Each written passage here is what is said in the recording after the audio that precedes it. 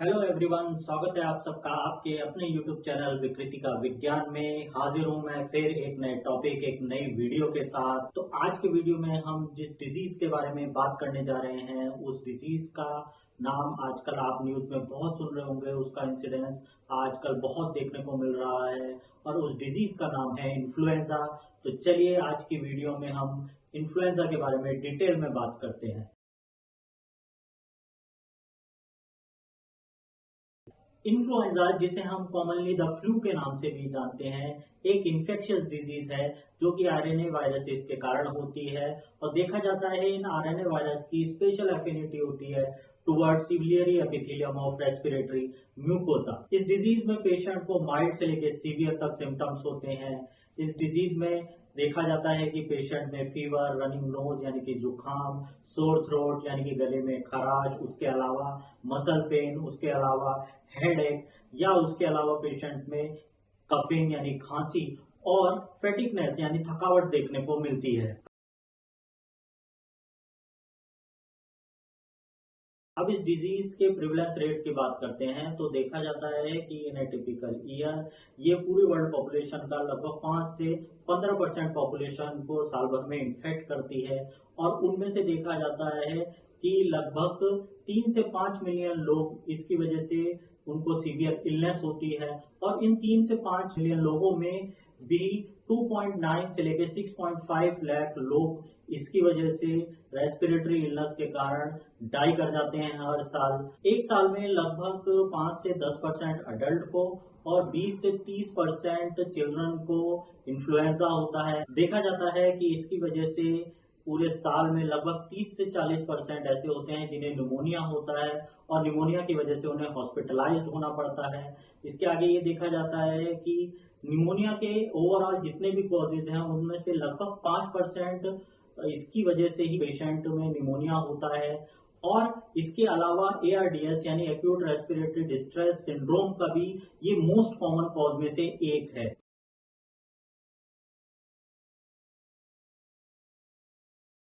तो चलिए आगे अब इन वायरसेस के बारे में डिटेल में बात करते हैं। तो ये जो आरएनए वायरस हैं यानी इन्फ्लुएंजा कॉजिंग वायरस हैं, वो ऑर्थोमिक्सोविरिडी एक वायरस की फैमिली है, उससे बिलोंग करते हैं। और ये जो वायरस है इसके सरफेस पे दो एंटीजन पाए जाते हैं। एक है हीम अग्लूटिनिन यानी H एंटीजन, या दूसरा एंटीजन जो है वो है न्यूरामाइनिडेज, जिसको N एंटीजन भी कहा जाता है। यहाँ आपको स्क्रीन में इस वायरस का स्ट्रक्चर दिख रहा होगा और इसके सरफेस पे आपको ये दोनों एंटीजन यानी H एंटीजन और N एंटीजन दिख भी रहे होंगे।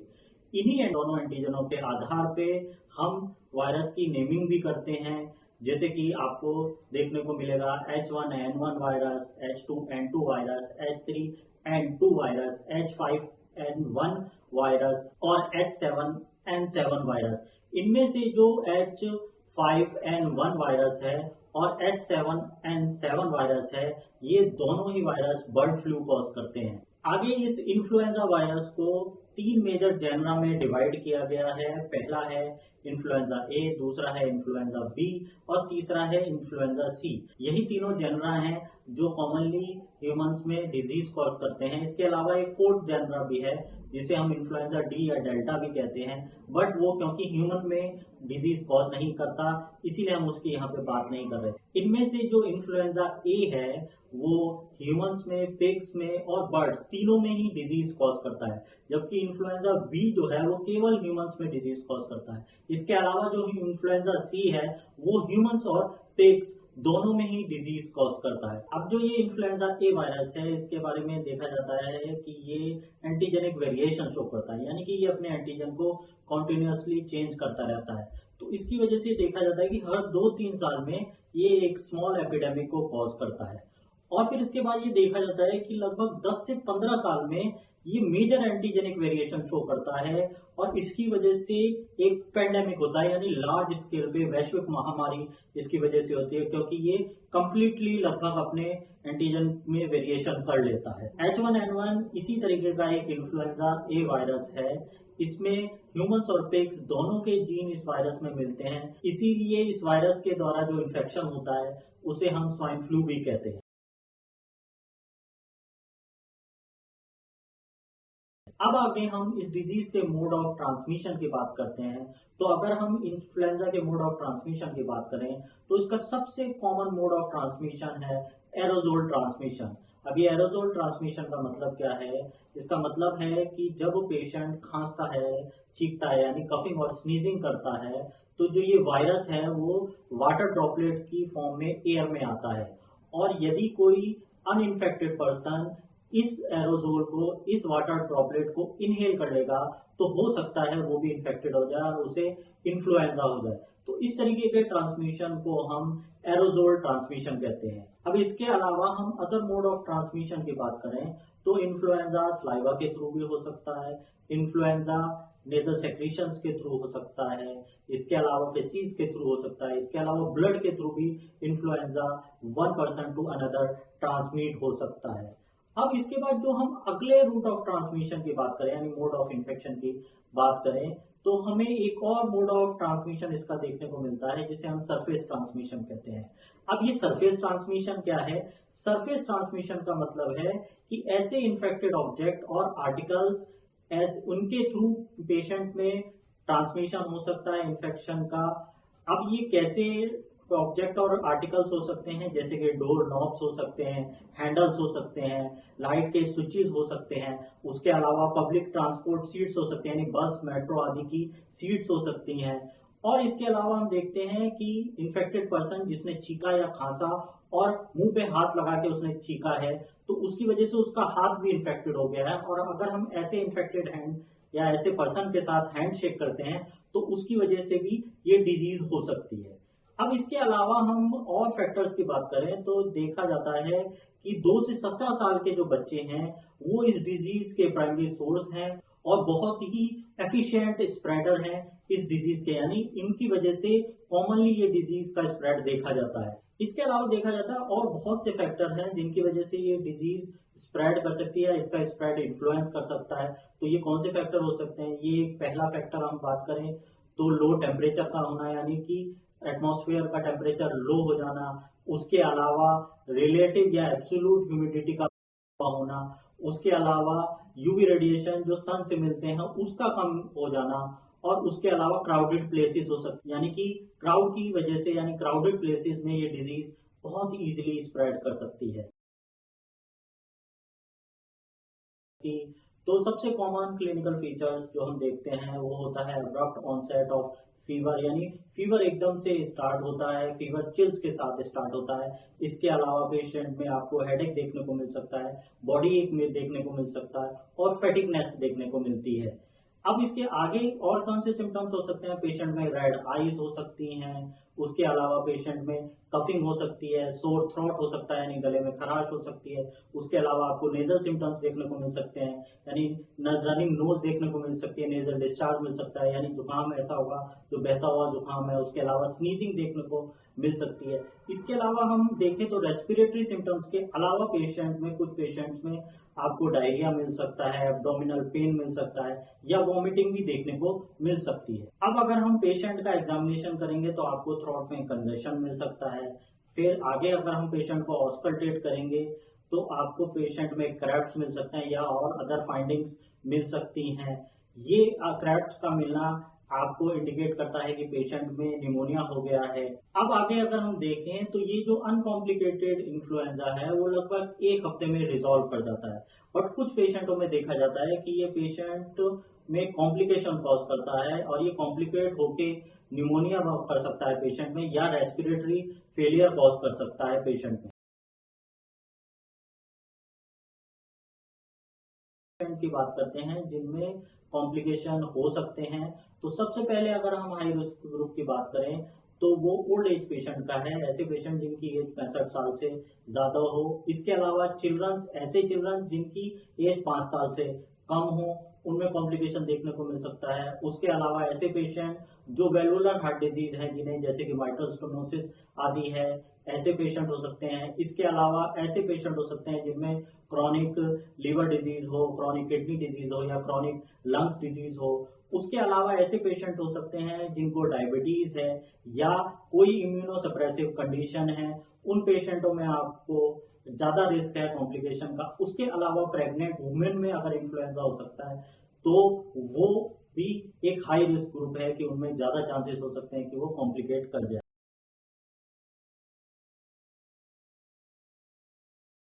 हैं इन्फ्लुएंजा के कॉम्प्लिकेशन की। तो मेजरली हमें इसके दो पल्मोनरी कॉम्प्लिकेशंस देखने को मिलते हैं। एक है प्राइमरी वायरल निमोनिया, दूसरा है सेकेंडरी बैक्टीरियल निमोनिया। इसके अलावा आपको पेशेंट में कुछ एक्स्ट्रा पल्मोनरी कॉम्प्लिकेशंस भी देखने को मिल सकते हैं। तो चलिए आगे अब हम इन्हीं कॉम्प्लिकेशंस की बात डिटेल में करते हैं।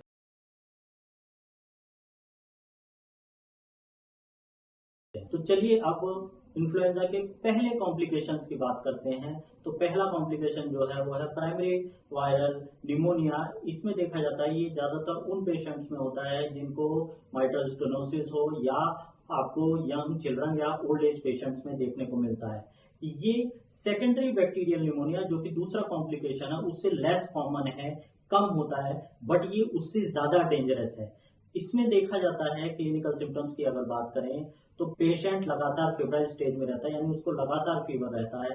इसके अलावा पेशेंट में कफिंग हो सकती है और डिस्निया देखने को मिलता है। और कफिंग में जब वो कफ करता है तो उसमें स्प्यूटम बहुत कम मात्रा में निकलता है, यानी बलगम उसके बहुत लेस क्वांटिटी में आपको देखने को मिलेगा। अब अगर हम पेशेंट का एग्जामिनेशन करें और एग्जामिनेशन में पेशेंट की चेस्ट को ऑस्कल्टेट करें तो हमें दो रेस्पिरेटरी साउंड सुनाई दे सकते हैं। एक है रोंकाई, दूसरा है व्हीजिंग। अब ये रोंकाई क्या है और ये व्हीजिंग क्या है? तो रोंकाई क्या है? वो लो पिच म्यूजिकल साउंड है जो कि स्नोरिंग की तरह यानी खराटे की तरह आपको सुनाई देंगे। जबकि व्हीजिंग क्या है? हाई पिच म्यूजिकल साउंड है।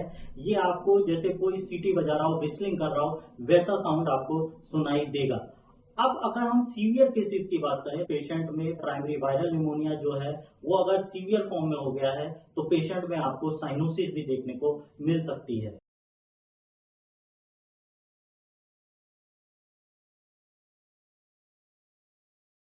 तो चलिए अब सेकंड कॉम्प्लिकेशन की बात करते हैं। तो सेकंड कॉम्प्लिकेशन है सेकेंडरी बैक्टीरियल निमोनिया। ये उन पेशेंटों में ज्यादा होता है जिनको पहले से कोई क्रॉनिक पल्मोनरी डिजीज है। इसके अलावा ओल्ड एज पेशेंट में देखने को मिलता है। इसमें अगर हम इसके क्लिनिकल फीचर्स की बात करें तो पेशेंट एफेब्राइल स्टेज में रहता है, बट देखा जाता है 2 से 3 दिन के बाद, एफेब्राइल स्टेज के बाद या पीरियड के बाद फिर से पेशेंट में फीवर रीअपेयर हो जाता है। इसमें आपको ड्राई कफ नहीं देखने को मिलेगा जो कि हमें प्राइमरी वायरल निमोनिया में, इसमें आपको प्रोटेक्टिव कफ देखने को मिलेगा। उसके अलावा पेशेंट में डिस्निया मिल सकता है। अब अगर हम इन पेशेंट का एग्जामिनेशन करें यानी इनकी चेस्ट को ऑस्कल्टेट करके देखें तो आपको साइन ऑफ कंसोलिडेशन देखने को मिल सकता है। आपको पेशेंट में ब्रोंकियल ब्रीदिंग देखने को मिलती है।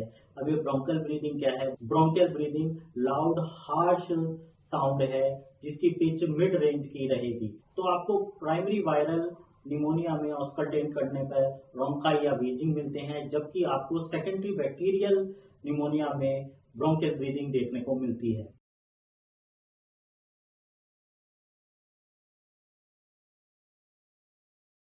तो आगे हम एक्स्ट्रा पल्मोनरी कॉम्प्लिकेशंस की बात करते हैं। तो इसकी वजह से आपको मेजर न्यूरोलॉजिकल कॉम्प्लिकेशंस देखने को मिलते हैं। तो सबसे पहले इसकी वजह से पहला कॉम्प्लिकेशन इंसेफेलाइटिस हो सकता है इसकी वजह से। इसके अलावा another neurological complication transverse myelitis हो सकता है, यानी पेशेंट में आपको पैराप्लीजिया देखने को मिल सकता है और यूरिनरी सिम्टम्स आपको देखने को मिल सकते हैं। इसके अलावा अदर कॉम्प्लिकेशन की बात करें तो गुलेन बार सिंड्रोम नाम की एक डिजीज हो सकती है। वंस अगेन न्यूरोलॉजिकल कॉम्प्लिकेशन है। इसमें आपको पेशेंट में असेंडिंग पैरालिसिस देखने को मिलेगी। ज्यादातर ये बच्चों में होती है और इसका एक कॉज जैसे कि आपको हम बता ही रहे हैं कि ये इन्फ्लुएंजा के कॉम्प्लिकेशन के रूप में भी हो सकता है। तो इसमें असेंडिंग पैरालिसिस का मतलब क्या है कि पेशेंट को पांव से पैरालिसिस स्टार्ट होगी और धीमे धीमे वो अपर बॉडी पार्ट की तरफ बढ़ती जाएगी और एट लास्ट में इसकी वजह से रेस्पिरेटरी मसल में पैरालिसिस होगी और रेस्पिरेटरी डिस्ट्रेस की वजह से पेशेंट डाई कर सकता है। इसकी में जो हम देखते हैं प्रोग्नोसिस के रूप में, तो पेशेंट को एक बार ये डिजीज होने के बाद जनरली 5 साल तक की लाइफ रह जाती है, यानी पेशेंट केवल 5 साल तक ही सर्वाइव कर पाता है। अब हम लास्ट एक्स्ट्रा पल्मोनरी कॉम्प्लिकेशन की बात करते हैं। तो लास्ट एक्स्ट्रा पल्मोनरी कॉम्प्लिकेशन है रीज सिंड्रोम। ये आपको 15 साल से छोटे बच्चों में देखने को मिलेगा और ये कॉम्प्लिकेशन अकर करता है कि अगर हम इन्फ्लुएंजा पेशेंट को गलती से एस्प्रिन ट्रीट करने के लिए दे देते हैं तो उसकी वजह से इस कॉम्प्लिकेशन का अकरेंस देखा जाता है। इसमें पेशेंट को इंट्रैक्टेबल वॉमिटिंग होती है, यानी पेशेंट में अनकंट्रोलेबल या अनमैनेजेबल वॉमिटिंग होगी, पेशेंट में कन्वर्जन्स आते हैं और उसके बाद then patient goes into coma. ये बहुत ही सीरियस कंडीशन है क्योंकि इसकी मोर्टिलिटी रेट 50% है, यानी कि जिन पेशेंटों में ये होता है उनमें से 50% पेशेंट डाई कर जाते हैं। तो ये सारे ओवरऑल एक्स्ट्रा पल्मोनरी कॉम्प्लिकेशंस थे इन्फ्लुएंजा के।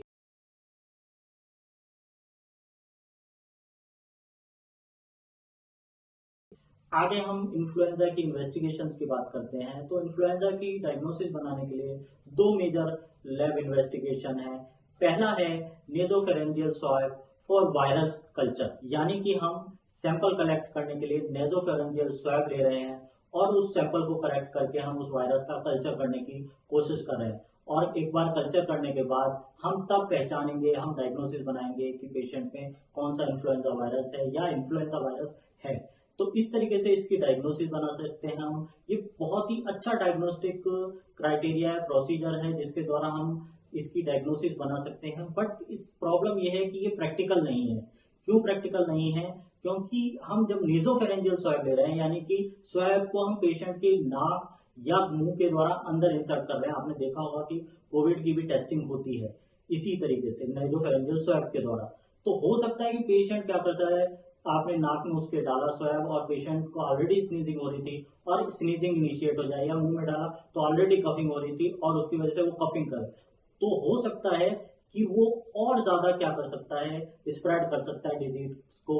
लैब करने वाला जिसने लैब टेस्टिंग कर रहा है वो भी हो सकता है उसकी वजह से इन्फेक्टेड हो जाए। तो ये बहुत प्रैक्टिकल लैब इन्वेस्टिगेशन नहीं है। इसके अलावा जो दूसरी इन्वेस्टिगेशन है वो है detection of H1N1 antibody in blood, यानी कि हम ब्लड में क्या कर सकते हैं, H1N1 के अगेंस्ट में जो एंटीबॉडी बनी है उनको डिटेक्ट कर सकते हैं और इसके द्वारा हम बहुत ही इजीली इन्फ्लुएंजा की डायग्नोसिस बना सकते हैं। तो आज हमने इन्फ्लुएंजा के बारे में डिटेल में बात करी। होपफुली आपको वीडियो अच्छी लगी होगी। अगर वीडियो अच्छी लगी है तो प्लीज वीडियो को लाइक करिए, दोस्तों के साथ शेयर करिए। अगर आप अभी नए हैं चैनल पे, अभी तक सब्सक्राइब नहीं किया है तो चैनल को सब्सक्राइब करिए।